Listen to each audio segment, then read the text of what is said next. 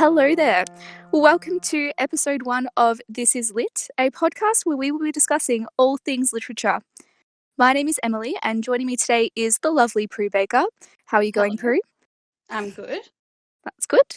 And we also have with us Sean Clark. Hello, Sean. Hello. So a little bit about us.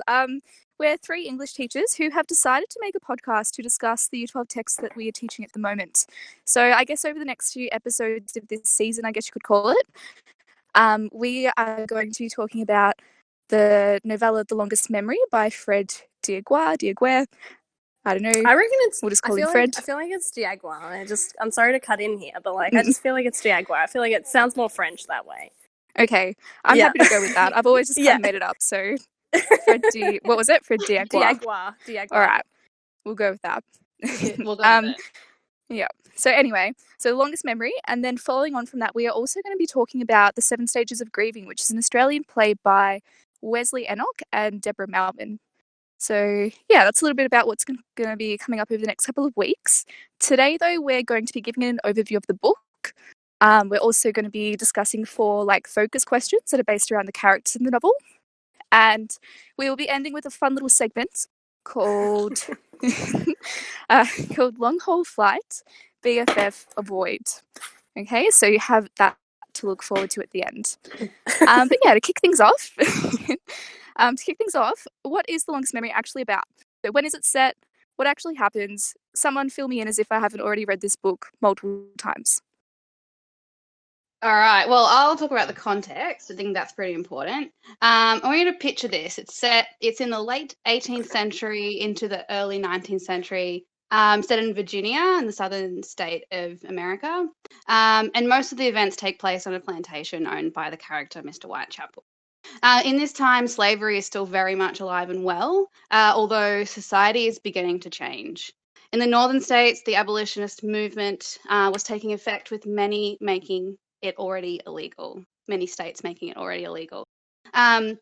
This was not the case, though, in the South, where slaves still had very few rights, were subject to harsh punishments, and the idea that slaves or black people were inferior to that of white people was still commonly thought. The abolitionist movement was faced with much opposition in the southern states of America, a place where the majority of the slaves actually lived. It won't be until 1865 that slavery was abolished throughout all of America, which is about 55 years after the novel finished. I think that's a real short summary of the context of the novel. Sean, do you want to take over talking about the plot? Yes. Okay. So my plot, I have 2 points. So I've got a little summary in my mind, and then also have you guys ever heard of explain a film plot badly? Have you heard of that trend? I have, actually, so I'm looking forward to see what you've done with that. Yes. Okay. So my serious summary is basically the story of The Longest Memory revolves around this guy called Whitechapel, but mainly focuses on one event, and that's the death of his son Chapel. The author Dieguar, whatever, offers many voices during this story, and we hear from all these different types of characters, such as Cook, Mr. Whitechapel, and Lydia, as they voice their concerns about slavery and their sort of involvement within it. But then also we hear from the other side as well. So there's a couple of other different characters. So we've got Sanders Sr., Sanders Jr., that also, we hear their perspective about, obviously, what's been happening in the novel, to do with slavery and all that context and stuff like that.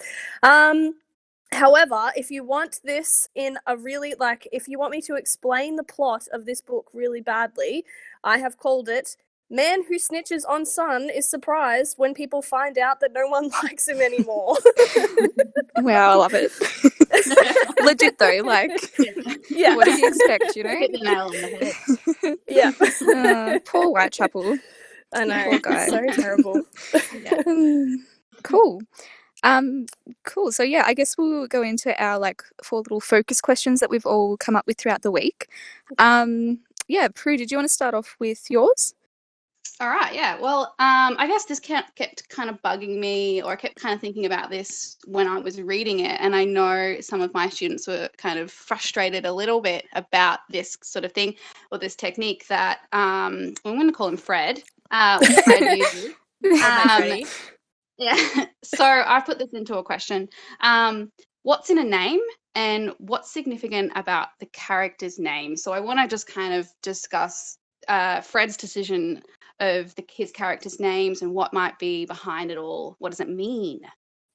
Great question. Because yeah, it does feel like as you read this, like why has he made this so complicated? Like there's literally like all these characters that pretty much have the same name. Like even Sanders Senior, Sanders Junior, the three Whitechapels. Like Yeah. yeah, I guess my take on it, like yeah, my interpretation is that it kind of goes to show like the continuation of the system of slavery generations. So even Mr. Whitechapel, like where they talk about how Whitechapel was actually this is going to be confusing. Whitechapel Love it. I feel like one of the students. So Whitechapel was actually named after Mr. Whitechapel's dad. So it kind of shows how it's just kind of been a thing for like many generations. Like it's a really like ingrained sort of system in their world. Yeah. And I think also it also kind of shows that like the slave's identity is actually just purely dependent on who they actually belong to. So yeah. That was my sort of take about it as well, because I always like looked at this and I'm just like, essentially Whitechapel is nameless because that's not really like his name. So like what Diagwa's done is that he's shown the power that the like white slave drivers have over him by essentially Oh no, she's gone.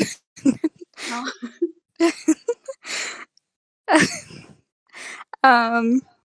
Yeah, I was thinking that sort of too. Like, I thought like it signified their powerlessness. Like the slaves, or the male slaves, they are named after their masters. And I guess what was interesting to me is like also Cook. She was named after her role on the plantation. And even like Chapel, this is confusing. Whitechapel's like descendants were named, or they're just given like great granddaughter, or like true. one of the 12 daughters.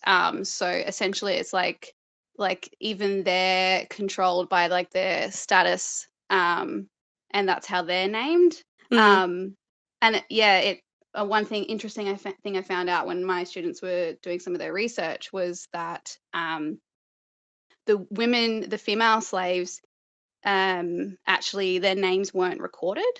Oh So I wow. think that was interesting and reflected through Cook, where her name wouldn't have been recorded in history. She's just a cook. Yeah, so I thought that was super interesting. Yeah, That's that how my is. students found out. Because yeah, I know a question which I couldn't answer for my students was because they were kind of like, oh, like okay, because when I was like, oh, well, Whitechapel's named after his master, they were like, but so what are the rest of them called? Like, they wouldn't all be called Whitechapel. And I was like, good point.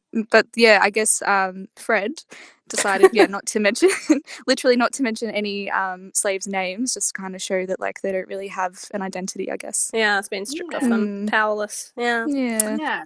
I think and I think like names are really symbolic of our identity and like our past. I mean, like you think about our name, our parents give us our name, and like our parents, that's our link to our heritage and to our culture. Yeah, And absolutely. when if these people, their names are given possibly by their owners, it's like they're stripped of that. And I didn't even think until then that like Whitechapel would have actually had a name from when he was in Africa too. Like he's literally had to give up his name to take on the name of like this guy that's bought him. Yeah. And he wanted to give up his name further when he didn't want to be himself anymore. Yeah. At the beginning of the novel, when he, he's like, I have no name, because I have none. And he lists like all the things that he is called: the boy, mule, nigger, slave. Yep. or whatever they choose to call me. So he's completely controlled by like external forces, and he has no control over himself and his own identity. Yeah. Yeah, really interesting. Also, something I want to point out as well, after the chapter of Mr. Whitechapel, like throughout it, he does repeat like, I'm a Whitechapel. So in this chapter as well, we see how important a name is, and his name comes with a lot of power. And by the end of that chapter, he said like he has regained his name. Yeah, you're right, actually. Yeah, I didn't even realize that. Yeah, neither. Yeah. Look at you go through teaching us things. Well done. Happy to do what do it. you guys what do you guys think about like Sanders Senior and Sanders Junior? Like why do you think they did that, or Fred did that? Maybe it's similar to what you were saying at the start, is like how things are passed down through family. family. Yeah. It's like the apple doesn't fall far from the tree. Sorry to interrupt, but like it's almost like Diagua was like sealing Sanders Jr.'s like storyline as being like, okay, well, I'm going to give you this name and you're going to take after this person, and he's going to actually turn out like to be I don't know, would you, sorry to interrupt, but would you guys think that Sanders Jr. is worse than Sanders Senior? No. I actually don't know. Not at all. Yeah. No, like I think that Sanders Jr. by the end of the novel gets some sort of redemption. Like he's still like not a good guy in but he does society. express some like regret, at least. Like he's and holds some respect for Whitechapel. But But still also very he much murders influenced Chapel. by and he doesn't take responsibility. Yeah, like I'm not saying it's perfect. I'm just saying, guys. I'm not excusing him. but he does hold like Sanders Senior. I didn't feel sorry for him whatsoever, and not one bit did I feel sorry for him. Like what he did to Cook, and also not telling anyone about, like not telling Sanders Jr. Like that was his responsibility to tell Sanders Jr. True. about his half brother. He didn't do that. So you're like, yes, Sean. Sanders what Senior do you think? Oh no, I feel like, I don't know, Sanders Senior is a terrible person, but Sanders Senior also gets a lot of the hate, and Sanders Junior I feel almost gets off scot-free. But then we also have to remember that he murdered Chapel. Like, but I don't know. I feel like this is going to come up in our next question. So do you want to move on to question number 2? Yes. Yeah. Oh, can I just go real English teachery over all if over you this must. right now? I suppose. Okay, I mean, is that the point of this podcast? I don't know. I might be reading into this a lot, but I think I have talked to you about this before. But just like the references to Romeo and Juliet, I can't get away from it. And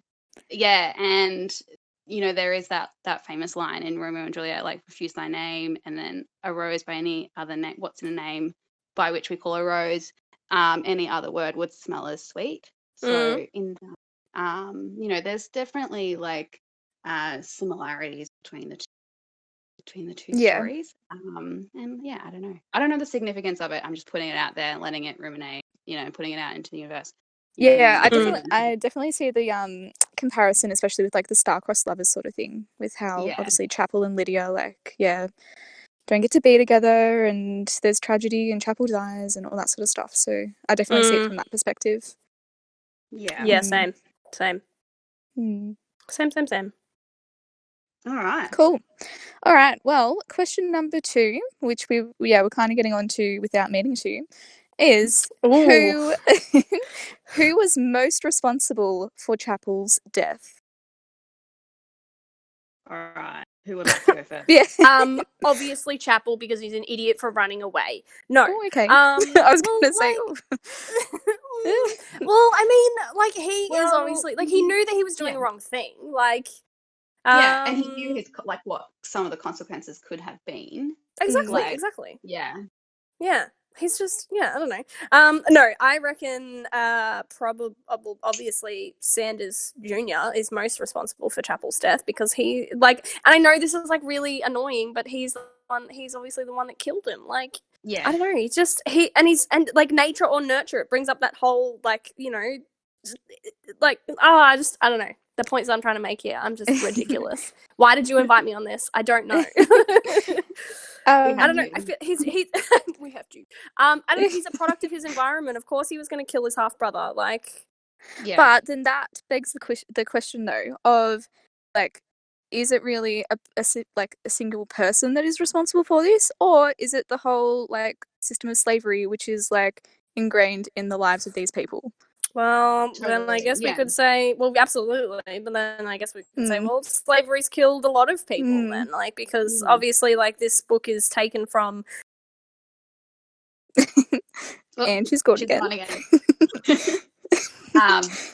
Well, to follow on that, yeah, I would also agree that it was, you know, society is to blame. I guess it's easy to be like, let's blame society. Society is so bad. We have to do something about society. But, you know, individuals make up a society, and all of their collective behavior, I think, results in the tragic events of the novel. So, yeah, good point. Yeah. Society is to blame. Yes, I love it. Society is to blame, but also on the same Such token, an English teacher thing to say, like, society is is the ruin of all human beings. Yeah. I think everyone has their is partly culpable in Chapel's death. Yeah, I mean Sanders Jr. is the one who's actually doing the whipping, and he's the one who actually directly killed him. Whitechapel, obviously his role, telling Mr. Whitechapel about his son. Lydia, I guess for planting those ideas in Chapel's head. Yeah, true. I didn't even think about that. And also I think her naivety as well with like going to the north, and it's like, it's fine, like I can go with my family and Chapel can just deal with tag it along. all. Yeah, he'll make it. He'll be fine. Yeah, it'll be fine. Yeah. This is fine. Everything's fine. They've not thought about all the, like, it's so dangerous for Chapel, and like she's just so blindsided about like her perfect maybe life because she doesn't have like she's not very slighted by anything in her life, obviously, apart from the fact that she's a woman, but she's probably just been like, oh well, whatever, like let's just I love you, let's run away. Like she's probably and like my students know that I make this connection a lot, but she's kind of like Skeeter from The Help. Yeah, for sure. Yeah. What was that, sorry? Is that what you mean? Like a white savior, or like a white savior, but also like has some naivety about her as well. Yeah. Sorry, I couldn't hear. Yeah, she doesn't fully understand the risks of it all. Yes. Like when Skeeter like goes, I remember teaching this text years ago, and like when Skeeter goes and she's writing this book, and like the maids are like, oh, get inside, and she's like, what are you talking about? Like, why can't I be here? Yeah, I feel like, I don't know, Lydia and Skeeter, I just always draw parallels with those two characters. Yeah, I see that too. They don't fully, like, it's hard to step into someone's shoes like that experiences a whole like life differently to you. Yeah, exactly. And she just wouldn't. She understands, but she doesn't. Like, yeah. I think that's still relevant today as well, when, you know, we can say that like we understand racism as white people, but we don't. For sure.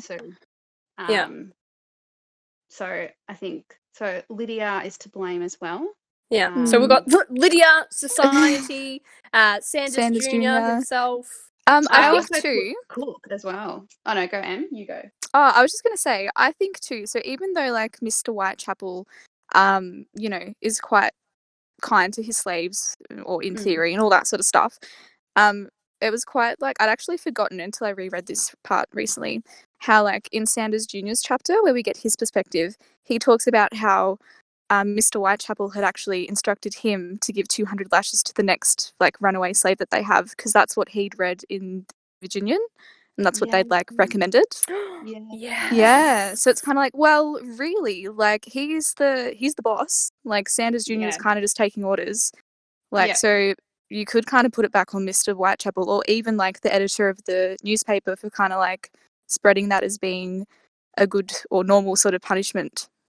So Yeah, I didn't even think about that. yeah, Yeah. I thought it was interesting. So smart.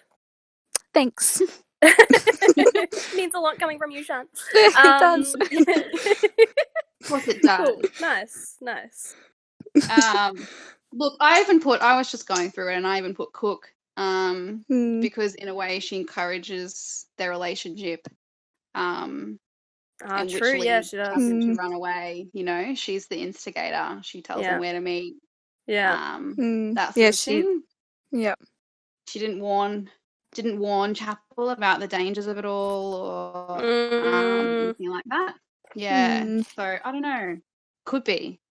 If we're blaming everyone, I feel like if we're blaming everyone, we may as well just go the whole hog and just Yeah. literally Whole hog, blame and everyone. Everyone. like Sanders Senior is probably like, I mean, it's his father, so it's without Sanders Senior, Chapel wouldn't be alive. I don't know if you want to go that far. True. Cool. Nice. Yeah, moving on. Question number 3, Sean. Yes, I don't have it in front of me, so you'll have to read it out for me. Thanks. Okay. So Sean's question. Apart from the obvious characters, who misused their power? Yes. And so my point to this particular question was obviously the Virginian editor. You misuse their power, and you just That's what said I before. thought. Yeah. I'll continue on, I guess. Yeah, like obviously, so editor of a newspaper, like obviously has the power to influence the way other people think and how they perceive situations and stuff like that. Like, you know, obviously like out the media that we have today as well. And through that, like if you have a look at some of those editorials, like obviously there's the one I just mentioned about how he's like, yep, it's fair to give 200 lashes. And then I think there was 2 other things too, where he was like 200 lashes, food rations, and leg irons for a few weeks as well. Jesus. Punishment. Yeah, so like Jesus actually going harsher than just like just the 200 lashes, if that's not going to kill a slave. But like yeah. Awful. And then awful. Then there's also all that stuff that he says about like you know, how to get the best money for your investment, like separate families, blah blah blah. Like you know, it's the same as if they're like horses or cattle. Like Yeah. Mm-hmm. Yeah. Also, this Cook editor misused her power. Just FYI, just putting it out there. Oh, okay. What? I'm interested How? to I see. didn't. Okay. I didn't Well, realize her that power- Cook had power. Well, Cook does have power. Cook has power over Chapel. Okay, true. And when we talked about just stay with me, guys. Okay, get off our podcast. No. But we're talking about who is the responsible for the death of Chapel. And then we're saying Cook. Well, Cook had some power over him. True. Yeah, and as his mother, who he like, and he also talks a lot. Yeah, go. Yeah, sorry. As his mother, like she almost persuades him in a way by letting him get away with the things that he was allowed to get away with. True. Yeah, I don't know. I just think like that tiny bit of power, that tiny bit of motherly son power that she does have, and that all mothers have. I think she misused it, and I think that she was. This is awful, but I think she was silly in ignoring like the signs, if that makes sense. Like the signs that he was going to do something foolish. Yeah, that he's going to do something dumb, and like he's just going to be a dumb teenager and just run off with his this daughter of his master. I guess too. I'm interested though. Like, is she misusing her power in that like she's letting him read? I don't know if that's like misusing. Like maybe it's a bit naive or naively optimistic that Chapel is going to be able to read and write and be happy with being able to know that and not using it or whatever. But I don't know if she misuse. Then it's like, well, then what's the smartest thing that she could have done is like take take Chapel out of the room and not let him read and write. Yeah, because then I guess it's like, well, does that mean that like does that mean that Whitechapel's like view is the correct view to hold? That like, yep, they all should have just been loyal and obedient and not tried to cause any drama, I guess, like not try to resist anything at all, just be submissive and like wait Just for get through life. paradise in the afterlife rather than actually enjoying their life on Earth. So yeah, true. Yeah. Mm. Well, that to me is like, I mean, that's the safest option, but also like, you know, it's me speaking of someone that I've never had to rebel or like, yeah. you know, fight against anyone. What are you talking about? You do it every day. I live a pretty safe life. But yeah, no. So I've forgotten now what we're talking about. So I don't know. Like I'm struggling. I struggle to see how it's misusing. Maybe misguided. Misguided, maybe. I think no, I agree. Perhaps misguided power. Yeah, not because I misusing. like if you're a mum and you sort like, I feel like any mum would love to see that sort of thing, and like you can't, True. can you begrudge her for like being proud of her son and like and No, wanting her I'm just son to joking. What No, about it like feels silly. what about like encouraging the relationship between him and Lydia though? Do you think that could be misusing that power? Again, just like misguided, being like, oh, like yay, he's, you know, in love with this girl. Yeah, She loves him back. maybe. I think that Mm, maybe have been a bit risky. I'm gonna say it's risky. yeah. Yeah, I don't know. Mm, Yeah, I can't put myself in that situation, but it seems risky. yeah, it's hard to say. But you know, like I guess like they're just there to. It seems like they're there to survive and not there to live. Yeah, Yeah, good they're just point. bodies. Mm. Okay. I was thinking Whitechapel, in that he had power over his family or community, but he led such an extremely passive existence on the plantation that he Can you denied his blame him? Yeah. Well, I guess once again, can you blame? Like, yeah, but You he would like blame him? in You that. would be like, no, this is, you've misused your power. You can't, this is bad. You're a crap person. Well, I think he actively chose not to pass on those, or like to talk. No, he actively chose not to talk about Africa because he decided that that was the best way to live. Right. Like, I think you can still be obedient and still like in your private time celebrate heritage. Is that wrong? I don't know. I guess that's kind of like the opposite to what you were saying with Cook, though. Then, True. Well, I'm like, nothing if not a hypocrite. like, because if we're saying that, like, oh, Cook misused her power by like encouraging Chapel to dream and like, you know, take these risks to live a better life in theory, like Whitechapel's doing the opposite to like keep him safe. So like, you know, then he doesn't pass on the stories of Africa because he doesn't want like the other slaves to get ideas and to think about that sort of life. So it's like, I don't know where I'm going with this. No, I was trying to think of the obvious characters who had power. So I was like, well, who's obviously not got power but still has some, you know, reign over people, and that was Whitechapel, because he was very respected. True. The event.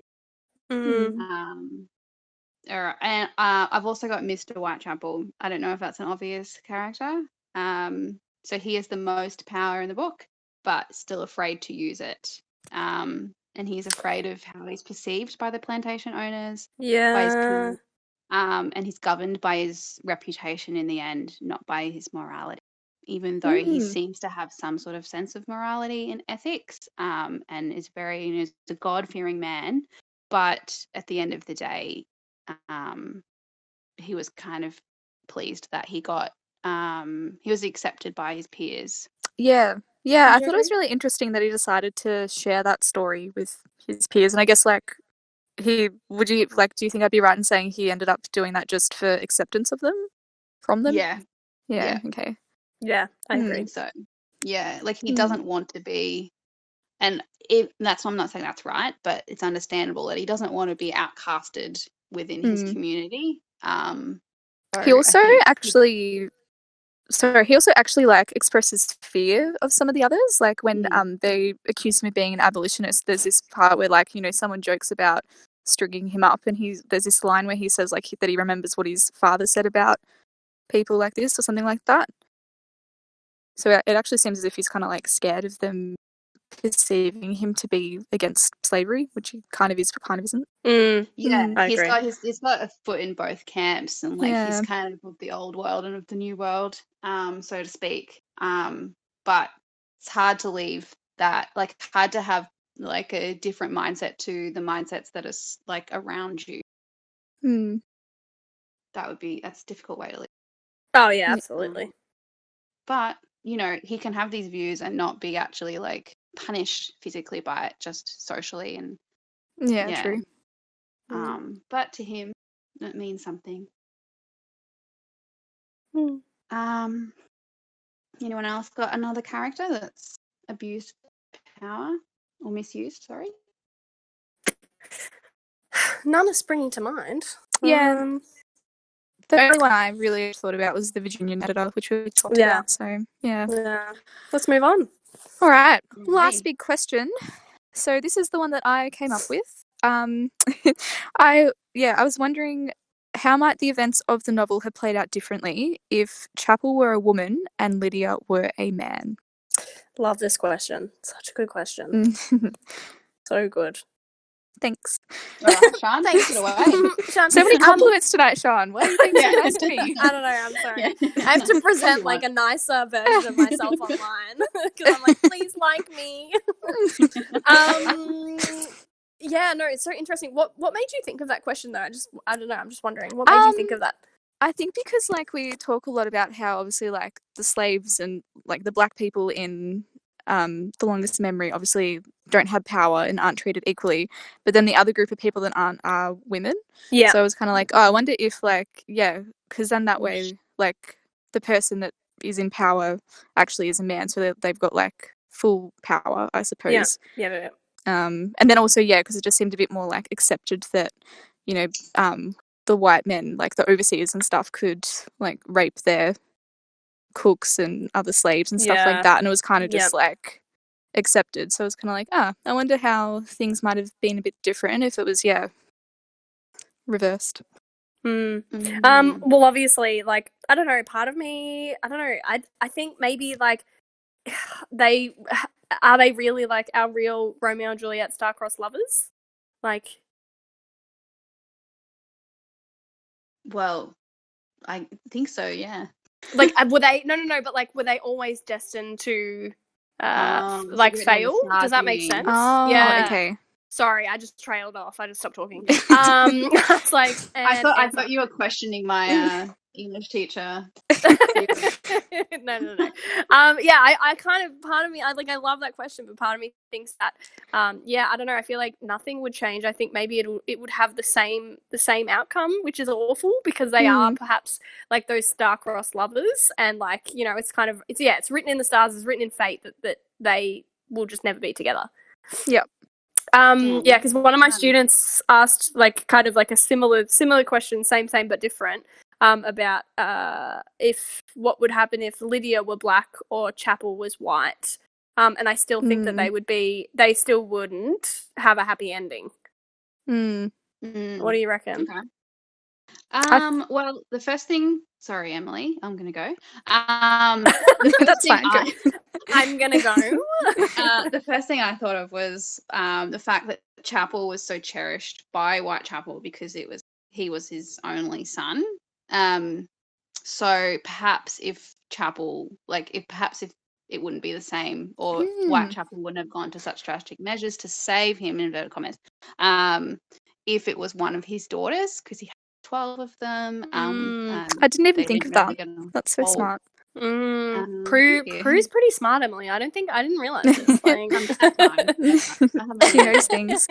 Yeah. And then I also like consider like, are these characters shaped by their gender? Like I thought, and I have thought about this a bit before, like Lydia is probably most progressive character in the novel, and like, is she more inclined to be sympathetic of the oppressed because in a way she's also oppressed. Like, she's still a white woman, but she's still a woman. True. So yeah, when I was reading it, I was like, is this a generational thing? Like, usually children tiny bit more progressive than their parents. But also, could it be also a gender thing? Because yeah, I mean, she would have experience in being powerless in situations, being overlooked, that sort of thing. So maybe in a way, then she was drawn to Chapel and felt sympathetic towards him. Yeah, that's a really good point too. Yeah, I love it. So good. And then I said on the other end, I think as well, like the Lydia running away with Chapel would have brought like shame upon her family. And I wonder if that would have happened if it was a son that did it. I think too, like one of the points I had was that like it actually probably would have been easier for Lydia to run away with Chapel because like she would have had the power to be like, yep, I'm going on a business trip up north. Don't need my mum to tag along and make sure I'm safe. Like I'm just going. True. And yep, I'm taking this Yep, slave I am to the help me slave. with whatever. Like This is my cook. Yeah. Yep. Yeah. Yeah, true. Yeah. I didn't think about that. You guys are so smart. Cool. That's Anyway, what I wrote down. yeah, I didn't have much else either. It was just Neither one of did those I. like hypotheticals. Yeah. Interesting. Cool. Yeah. Well, I guess that brings us to our final segment for the episode, which is Long Haul Flight BFF Avoid, which is a G-rated version of another game that you may have heard about. Yeah, we won't go into that one. So yeah, we won't be doing that, guys. no.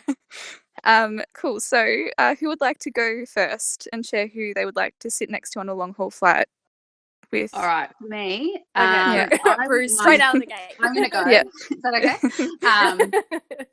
okay? For me, it would be Lydia. I'd prefer to sit. I'd like to sit her next to her on a long haul flight. I think we'd have a lot to talk about. Her reading lots of books. I think it would just be interesting.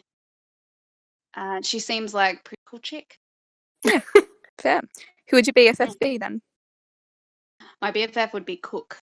Okay. Probably because of that chapter when she was describing the two pots, and seemed delicious. So I was like, probably be a pretty good best friend to have is someone who knows how to cook. Makes sense. Sounds like a cool. Yeah. And I avoid. Yeah. Would be Sanders Senior. What? No surprises there. That's totally surprising. Oh my god! Why would you avoid him? He's Won't not have a a bar terrible human. Yeah. Yeah. Love it. Cool. Sian, how about you? Long haul flight, I would probably definitely take with me. I would take Cook with me on a long haul flight. I see. Why is that? Because I would love to hear like her stories, and I would love to hear like her perspective about everything, and just talk through her life as it's happened on the flight. Does that make sense? Like, yeah, I know that I could probably do the same thing with the BFF, but I don't know. I just, as soon as I saw this question, I was like, oh, long haul flight. I would take Cook with me, and obviously she would bring some friggin' awesome snacks on the plane. I feel like that's such a better answer than mine. I would be I would be BFFs. So this is quite interesting. I don't know who I would really like. This really stumped me. I don't know who I would be BFFs with in the novel. Look, this is awful, but Probs Chapel. Okay, why is that awful? Why is that awful? Okay, it's awful because whenever I think about my own friendships, and like we're getting a bit personal here, I always think about what I can offer to them, and so I would help Chapel like with his reading and writing. Does that make sense? So he could have a better life. That's so cute. And we would. I think that was her like trying to make herself sound like a good person again. That was really cute. Wow, she's coming off a lot better. Yeah, we'd be BFFs. It'd be great. And then obviously, I would avoid, obviously, like literally everybody. But you know what? I would avoid if I saw.